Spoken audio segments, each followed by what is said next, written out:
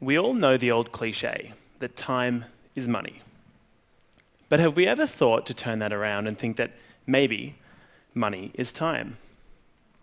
Andy George, the host of the YouTube series How to Make Everything, spent 6 months and $1,500 growing a garden, turning ocean water into salt, making cheese, and killing a chicken, all so that he could make a sandwich, entirely from scratch. Upon tasting it, his review was, "It's not bad." But that's about it. It's not bad. He should have just gone down to his local Vietnamese bakery and had a delicious and satisfying pork roll, all for $7 in 5 minutes. That's a saving of 5 months, 30 days, 23 hours and 55 minutes, and $1,493. But this experiment got me thinking, how much would you pay for a minute? My next thought was, why do we always connect money and time? And why are we so anxious about both of these things? The most basic human conundrum is that we have an unlimited list of things that we want and need to do, but only a limited number of resources to tick items off that list. The most limited resource of all is time. We have an unknown but finite amount, and once it's gone, there's no getting it back.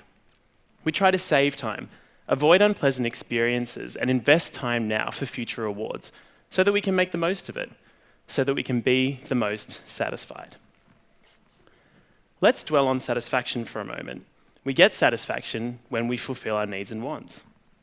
Using Harvard professor Clay Christensen's framework, this might include completing a functional task, feeling a particular emotion, or engaging in a certain social interaction. Some activities might include all three of these. Take, for example, eating a Vietnamese pork roll. It quells your hunger, it makes you feel good with interesting textures and flavors, and it demonstrates to others that you have a sophisticated and exotic palate. The most important bit here, though, is time. If we can fulfill more needs in less time, then we've got more satisfaction out of that time, and we have more free time to fulfill other needs and wants. Imagine if you had to do everything for yourself this morning with no help from technology or from anyone else just to get here. Waking up, you'd be heating the water for your shower over a fire for which you would have had to gather the wood. For breakfast, you'd be foraging for fresh leaves and mushrooms. There'd certainly be no smashed avo on toast. Then, after walking here, you'd have to barter your way in, trading something that the person on the door wanted. You'd be lucky to have gotten inside by sunset, and you'd have missed all the entertaining and insightful talks here at TED Paleolithic. How deeply unsatisfying. Fortunately, society has evolved to help us minimize this waste and inefficiency by specializing. Instead of just solving all our own needs, each of us focuses on fulfilling a particular need or want for ourselves and for other people. We seek help from technology so that we can do it faster and better. By specializing, we save time for other people, and we stop them adding a whole pile of needs and wants to their already extensive lists. Compared to just buying a sandwich and making sure it's fresh, Andy George had a bunch of integrated needs, worrying about whether the chickens were fed, the veggies were watered, and the cheese was ripe, all long before he could eat. So, when we specialize, we help others better balance their needs and their time. And shouldn't we be rewarded for that?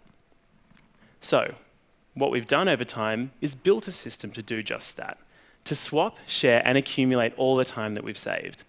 This system is money. If you can help others improve how they spend that time, you get a little bit of that time back for yourself. It's this phenomenon that drives our quest for growth.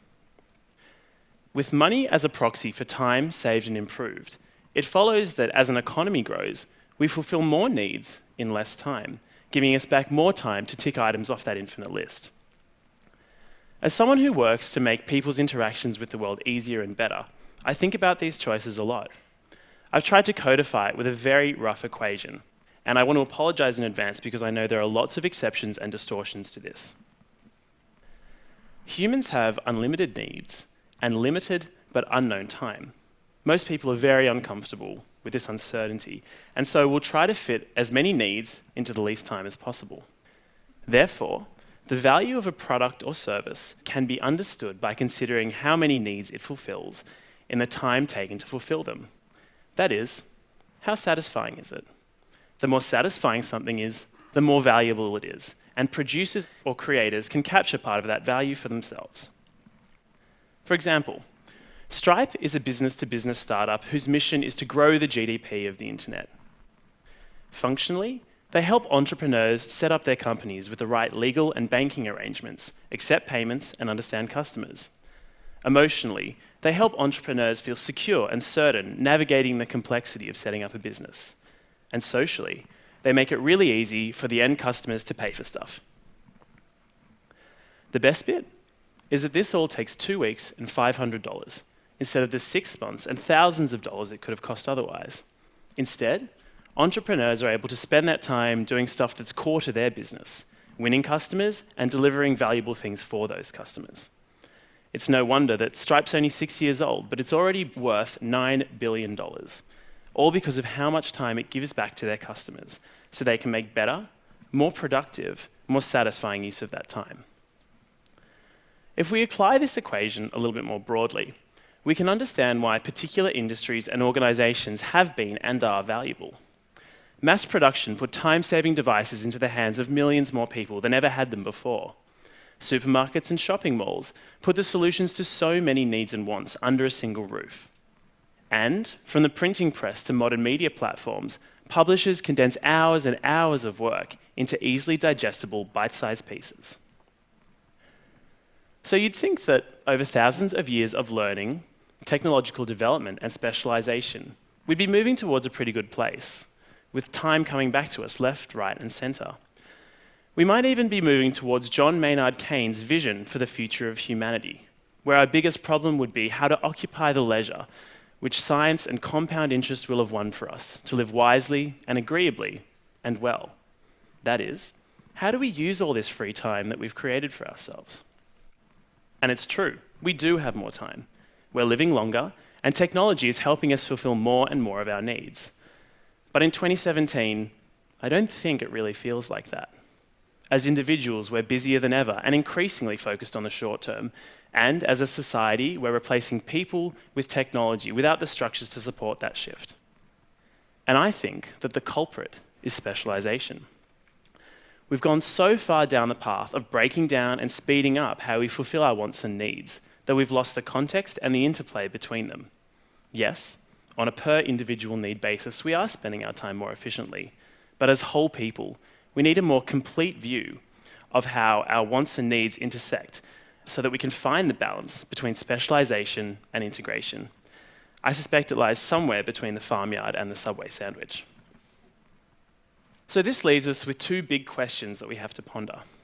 The first, if people fundamentally want to be satisfied, how do we create a shared understanding of wants, needs, and time, and the balance that we need to strike between them?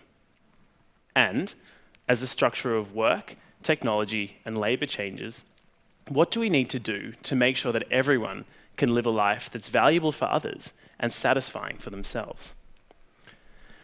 Now, I realize that every moment of yours here is one that you can't get back, and might very well be your last.